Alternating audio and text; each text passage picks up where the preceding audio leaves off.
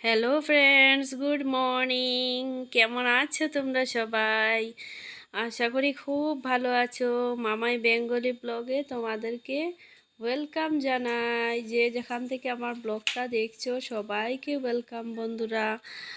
আর এখন বাজে সকাল প্রায় 8টা, আর এই মাত্র আমার চোখ খুললো।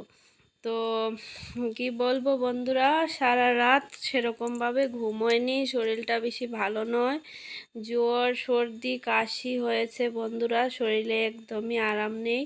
তার জন্য উঠতে অনেকটা লেট হয়ে গেল। যারা নিউ দেখছো প্লিজ সাবস্ক্রাইব মাই চ্যানেল, আর সাবস্ক্রাইব করে বেল আইকনটা অন করে রাখো বন্ধুরা।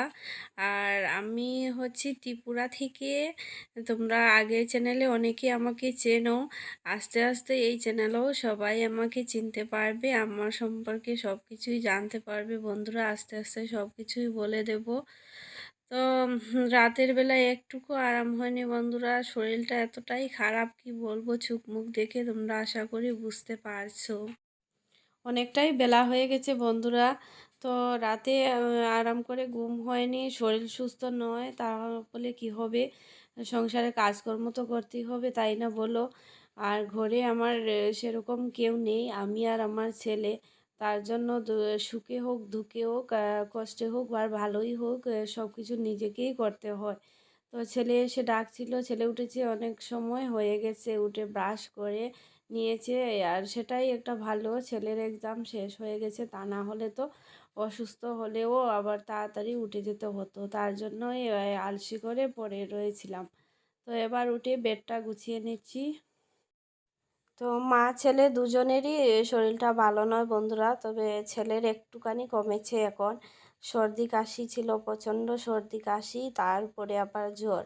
ওয়েদার চেঞ্জ হচ্ছে, তার জন্য এরকমই হচ্ছে। তো এক্সামটা শেষ হয়ে যাওয়ায় রক্ষে হলো। তো অনেকক্ষণ হয়েছে উঠেছে, তো এবার যাব বন্ধুরা রান্নাঘরে গিয়ে আগে চা টিফিন খাবো, ছেলেকেও টিফিন দেবো, তারপর কাজকর্ম শুরু করব। তো তোমরা পাশে থেকো। তো বেডরুমের সব কাজ কমপ্লিট করে এবার চলে আসলাম বন্ধুরা রান্নাঘরে। তো রান্নাঘরে এসে ব্রাশ করে নিয়েছি, আর থালা বাসনগুলো রাতের বেলায় মেজে ধুয়ে রেখে দিয়েছিলাম, তার জন্য রান্নাঘরের এখন আর কোনো কাজ নেই। তো ব্রাশ করা হয়ে গেছে, ওষুধও খেয়ে নিলাম। তো অসুস্থ শরীর বুঝতেই পারছো, ওষুধ তো খেতেই হবে, আর প্রতিদিনই সকালবেলা ওষুধ দিয়েই শুরু হয় আমার। তো এইবার টিফিন বানাচ্ছি বন্ধুরা।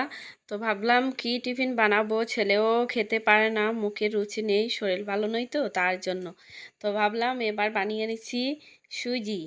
তো সুজি বানাবো, তার জন্য কড়াটা বসিয়ে দিয়েছি। আর ওয়েদারও আজকের মোটামুটি ভালো বন্ধুরা, 2-3 দিন খুব বৃষ্টি ছিল। আর ছেলে দেখো কালার নিয়ে বসেছে, ড্রয়িং করবে। তো ওর কালারের ডিব্বাগুলা খুলতে পারছিল না, তা বলছে খুলে দাও খুলে দাও। তো বলছি দাঁড়াও একটু পর খুলে দেব, আগে টিফিনটা বানিয়ে নেই, তারপর খেয়ে দেখবো কি হয়েছে। তো অনেক দিন হয়েছে সুজি খাওয়া হয় না বন্ধুরা, ছিল ঘরে ছিল। তো ভাবলাম আজ একটু সুজি বানিয়ে নিই। তো সুজি খেলে একটু মোটামুটি টিফিনটা একটু ভালোই হয়ে যায়, তাই না বলো। চা দিয়ে সুজি খেতে ভালোই লাগে, কারা কারা ভালোবাসো অবশ্যই কমেন্টস করে জানিও। আর আমার মোটামুটি খারাপ লাগে না, মোটামুটি ভালোই লাগে। ওয়েদারও আজ মোটামুটি ভালোই বন্ধুরা। তো চলো সুজিটা বানিয়ে। তো আমার চা সুজি বানানো হয়ে গেছে বন্ধুরা, দিয়ে দিলাম ছেলেকেও। তো ছেলেও পাশে বসে খাচ্ছে, তোমাদেরকে দেখাতে পারছি না। আর সুজিটা একটু ঝরঝরে করেই বানিয়েছি, সেই ভিজে ভিজে সুজিটা আমার ভালো লাগে না, এরকম খেতেই ভালো লাগে। তো কারা কীরকম পছন্দ করো জানি না, কিন্তু আমার কিন্তু এরকমই ভালো লাগে। তো চায়ের সাথে সুজি খেয়ে নিচ্ছি।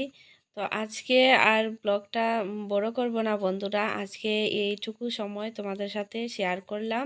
তো বড় ব্লগ নিয়ে আসবো, সারা দিনের ব্লগ। তো ভালো থেকো বন্ধুরা, টাটা, দেখা হচ্ছে।